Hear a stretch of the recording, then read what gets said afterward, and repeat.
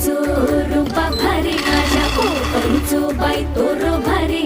दिसते भारी गणपतीची स्वारी अनाला धाडस मामाच्या घरी माईवर चिपळूण सावंतवाडी माझ्या कोकण गावांचो दिमाग भारी